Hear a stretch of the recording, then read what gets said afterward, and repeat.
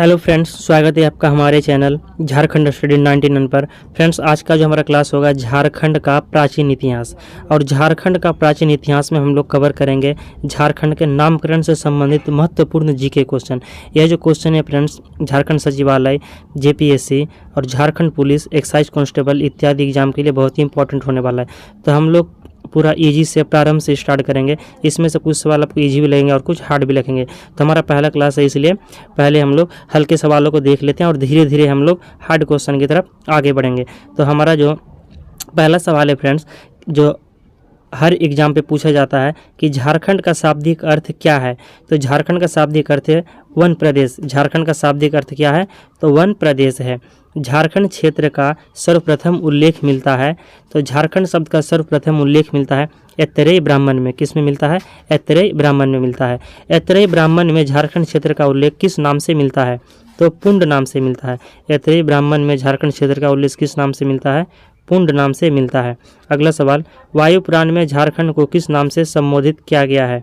तो वायु पुराण में झारखंड को मुरंड नाम से संबोधित किया गया है। वायु पुराण में क्या कहा गया है झारखंड को? तो मुरंड कहा गया है। याद रखना है आपको, मुरंड कहा गया है। विष्णु पुराण में झारखंड को क्या कहा गया है? वायु पुराण पे तो मुरंड कहा गया है, जबकि विष्णु पुराण में झारखंड को क्या कहा गया है? तो विष्णु पुराण पे मुंड कहा गया है। विष्णु पुराण पे मुंड कहा गया है। अगला सवाल, महाभारत के दिग्विजय पर्व में झारखंड क्षेत्र की चर्चा किस नाम से मिलती है? महाभारत के दिग्विजय पर्व में झारखंड क्षेत्र की चर्चा पशुभूमि और पुंडरीक देश दोनों नाम से मिलती है। क्या क्या? पुंडरीक देश और पशुभूमि दोनों नाम से मिलती है। अगला सवाल, टोलमी द्वारा झारखंड को किस शब्द से संबोधित किया गया? तो टोलमी ने झारखंड को कहा है मुंडल कहा है। क्या कहा है? मुंडल। याद रखना है, टोलमी ने क्या कहा है? मुंडल कहा है। महाभारत के दिग्विजय पर्व में झारखंड को पशुभूमि और पुंडरीक देश कहा गया है। विष्णु पुराण पे मुंड कहा गया है और वायु पुराण पे मुरंड कहा गया है। वायु पुराण पे क्या कहा गया है? मुरंड कहा गया है। अगला सवाल, फाहियान द्वारा झारखंड की चर्चा किस नाम से की गई है? फाहियान जो थे, ये फाहियान द्वारा जो झारखंड की चर्चा किस नाम से की गई है? तो फाहियान द्वारा कुक्कुटलाट की कहा गया है। फाहियान द्वारा झारखंड को क्या कहा गया है? कुक्कुटलाट कहा गया है। 9वां प्रश्न, ह्वेनसांग द्वारा झारखंड के लिए किस शब्द का प्रयोग किया गया है? तो ह्वेनसांग ने जो है झारखंड को किलो ना सूफा लाना कहा है। क्या कहा है? किलो ना सूफा लाना कहा है। मलिक मोहम्मद जायसी के किस ग्रंथ में झारखंड शब्द का उल्लेख मिलता है? तो मलिक मोहम्मद जायसी का ग्रंथ है फ्रेंड्स पद्मावत। क्वेश्चन कई बार एग्जाम पे पूछे जाते हैं कि पद्मावत के लेखक कौन है? तो मलिक मोहम्मद जायसी हैं। पद्मावत के लेखक मलिक मोहम्मद जायसी। और इन्होंने, मलिक मोहम्मद जायसी ने पद्मावत ग्रंथ में झारखंड शब्द का जो उल्लेख किया है किस नाम से किया है? तो आपको यह कमेंट में बताना है। अगला सवाल की ओर चलते हैं।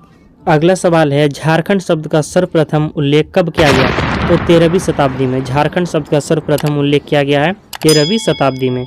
मुगल काल में झारखंड को किस नाम से जाना जाता था? तो मुगल काल में झारखंड को खुखरा या कुकरा के नाम से जाना जाता था। मुगल काल में झारखंड को खुखरा या कुकरा के नाम से जाना जाता था। अबुल फजल कृत अकबरनामा में छोटानागपुर क्षेत्र को क्या कहा गया है? तो झारखंड कहा गया है। अबुल फजल कृत अकबरनामा में छोटानागपुर क्षेत्र को झारखंड कहा गया। याद रखना है, अबुल फजल कृत अकबरनामा। अकबरनामा के लेखक कौन है?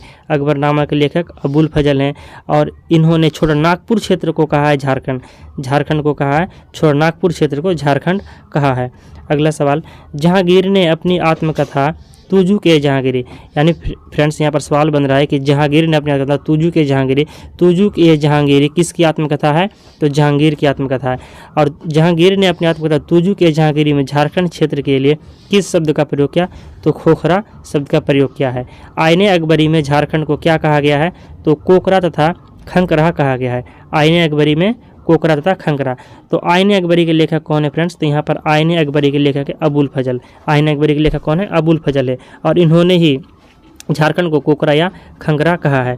समुद्रगुप्त की प्रयाग प्रशस्ति में झारखंड को किस नाम से संबोधित किया गया? तो मुरुंड नाम से किया गया है। समुद्रगुप्त की प्रयाग प्रशस्ति में झारखंड को किस नाम से? मुरुंड। और वायु पुराण पे क्या कहा गया है? ऊपर हम लोग पढ़ चुके हैं, वायु पुराण पे कहा गया है मुरंड कहा गया है। क्या?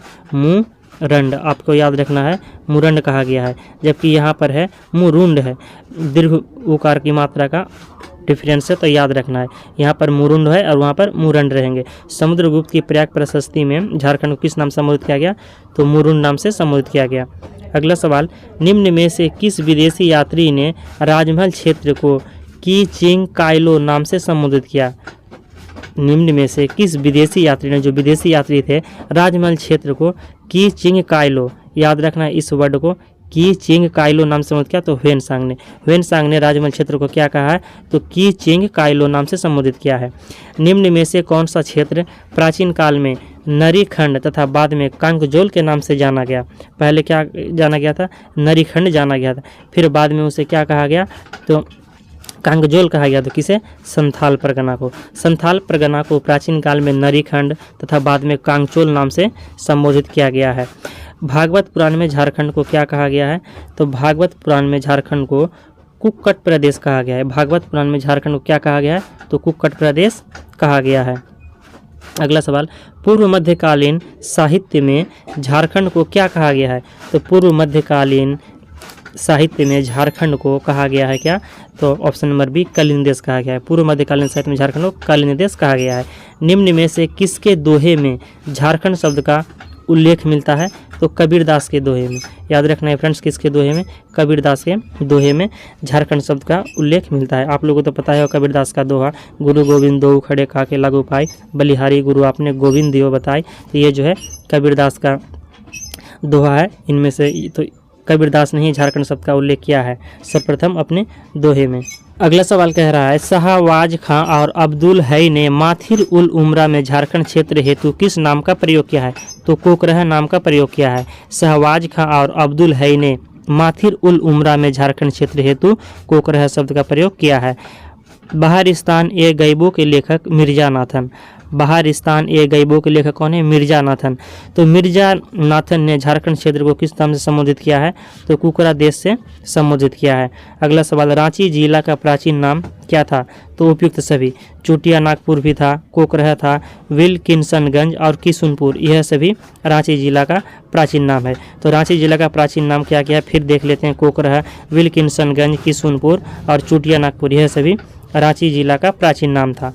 चुटिया नागपुर से कौन सा शब्द अपभ्रंश होकर निकला? तो चुटिया नागपुर से छोटा नागपुर अपभ्रंश के रूप में निकला है। चुटिया नागपुर को अभी क्या कहते हैं? तो छोटा नागपुर कहते हैं। याद रखना यह इसका अपभ्रंश है। किस इतिहासकार ने इस क्षेत्र को चुटिया नागपुर कहा है? और किस इतिहासकार ने इस क्षेत्र को चुटिया नागपुर कहा है? तो J.H. हैबिट ने। J.H. हैबिट ने इस क्षेत्र को चुटिया नागपुर कहा है। महाभारत में झारखंड को किस नाम से जाना जाता है? तो महाभारत में झारखंड को पुंडरीक देश के नाम से जाना जाता है। किस नाम से? पुंडरीक नाम से जाना जाता है। तारीख ए फिरोज शाही, तारीख ए बंगला एवं सियार उल मुतखरीन में झारखंड को क्या कहा गया है? याद रखना है यहाँ पर जो वर्ड है, तारीख ए फिरोज शाही, तारीख ए बंगला एवं सियार उल मुतखरीन में झारखंड क्षेत्र को क्या कहा गया है? तो झारखंड ही कहा गया है। तारीख ए फिरोज शाही में झारखंड कहा गया, तारीख ए बंगला में भी झारखंड एवं सियार उल मुतखरीन में झारखंड क्षेत्र का जो प्रयोग किया गया है झारखंड के रूप में ही किया गया है। निम्न में से किस ग्रंथ में झारखंड को कुकुट देश कहा गया है? किस ग्रंथ में झारखंड को कुकुट देश कहा गया है? तो कौटिल्य के अर्थशास्त्र में। कौटिल्य के अर्थशास्त्र में झारखंड को कुकुट देश कहा गया है। ईस्ट इंडिया कंपनी के शासनकाल में झारखंड को किस नाम से जाना जाता है? तो ईस्ट इंडिया कंपनी के शासनकाल में झारखंड को छोटा नागपुर के नाम से जाना जाता था। ईस्ट इंडिया कंपनी के शासनकाल में झारखंड किस नाम से जाना जाता था? छोटा नागपुर के नाम से जाना जाता था। तो यहीं पर क्लास को समाप्त करते हैं फ्रेंड्स। ये जो शिवांगन पब्लिकेशन बुक का इम्पोर्टेंट क्वेश्चन था जो कि एग्जाम के दृष्टिकोण से बहुत इंपॉर्टेंट है। मिलते हैं नेक्स्ट वीडियो लेकर।